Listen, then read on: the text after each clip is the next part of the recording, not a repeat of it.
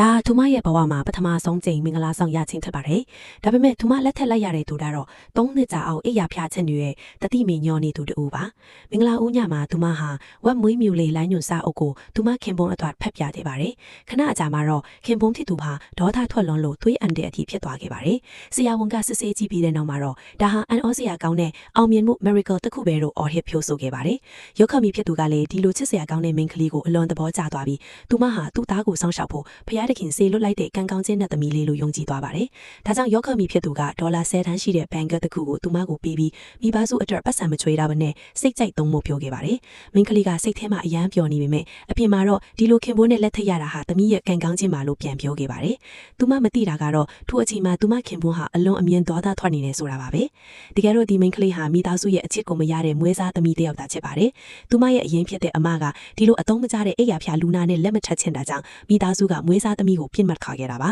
။ဒါပေမဲ့မမျှော်လင့်ပဲမိန်းကလေးကမင်္ဂလာဝတ်စုံဝတ်ဒီလက်ထပ်ဖို့ကိုယ်တိုင်ဆုံးဖြတ်ခဲ့ပါတယ်။ဘာဖြစ်လို့လဲဆိုတော့သူမရဲ့မူလမိသားစုမှာဆက်နေရင်အသက်ရှင်ဖို့မလွယ်ဘူးဆိုတာသိနေလို့ပါ။တတိကတော့ဖြစ်ရမယ်ခင်ပွန်းအိမ်ကိုသွားတာကမှပိုကောင်းအောင်မယ်လို့သူမတွေးခဲ့ပါတယ်။ခင်ပွန်းကအိယာဖျားဖြစ်နေပေမဲ့သူ့ရဲ့ဘဝကသူမရဲ့အရင်ဘဝထက်အများအထိတာလွန်နေပါတယ်။သူမခင်ပွန်းအိမ်ရောက်ချင်းမှာပဲရောက်ခမီကအစေခံ20စီစဉ်ထားတာကိုတွေ့ရတော့သူမအလွန်အမြင်အံ့ဩဝမ်းသာသွားပါတယ်။ရောက်ခမီနဲ့ပျော်ပျော်ရွှင်ရွှင်စကားပြောနေတော့မှပဲခင်ပွန်းစစ်သူရဲ့ယောဂကပြန်ချလာပါတယ်။သူမတော့သူမခင်ပွန်းဘာမှမဖြစ်ပါစေနဲ့လို့စိတ်ထဲကနေအမြန်စစ်တောင်းနေမိပါတယ်။ကံကောင်းစွာနဲ့ပဲဆရာဝန်ကစစ်ဆေးမိခင်ပွန်းစစ်သူဘာမှမဖြစ်တော့ဘူးလို့အတီးပြုပေးခဲ့ပါတယ်။သူမလည်းတက်ပြင်းချနိုင်သွားပါတယ်။အဲ့ရပေါ်မှာလဲနေတဲ့ခင်ပွန်းစစ်သူဟာအဲ့ရဖျားဖြစ်နေပေမဲ့သူ့ရဲ့ချောမော်တဲ့ရုပ်ရည်ကတော့ဖုံးဖိမရအောင်ပါပဲ။ဇနီးကောင်းတူပြီးတရတ်တပတ်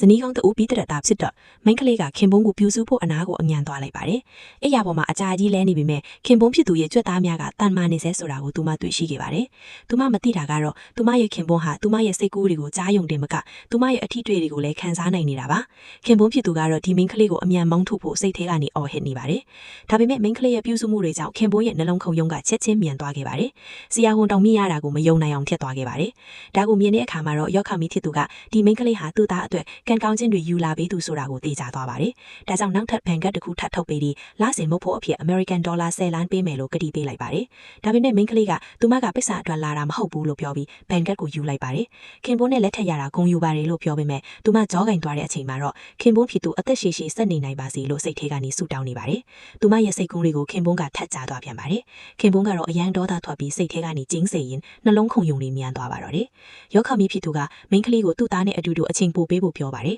။သူ့သားကစာဖတ်တာအလွန်ဝါသနာရှိတာကြောင့်စိတ်ချင်းနှိစက်အောင်စကားတွေအများကြီးပြောပေးဖို့မှာကြပါတယ်။အဲ့ဒီညမှာတော့မိန်းကလေးကဝက်မွေးမြူလေးလာညွတ်စာအုပ်ကိုပြန်ထုတ်ပြီးခင်ပွန်းကိုတေးကြဖက်ပြနေပါတယ်။ခင်ပွန်းတစ်တူကတော့ဘာဖြစ်လို့ငါ့ကိုဒီလိုစာအုပ်မျိုးလာဖက်ပြနေရတာလဲဆိုပြီးဒေါသတကြီးသွေးနေပါတယ်။ခင်ပွန်းစီကဘာတုံပြန်မှုမှမရတဲ့အခါမှာတော့မိန်းကလေးကအချစ်ဝက်တုတ်တအောက်ကိုပြောင်းဖက်ပြပါတယ်။သူတို့နှစ်ယောက်အေးအေးချမ်းချမ်းရှိနေတာကိုမြင်တော့ယောခမီဖြစ်သူကမိန်းကလေးကိုကြည့်ပြီးအလွန်ကျေနပ်သွားပါတော့တယ်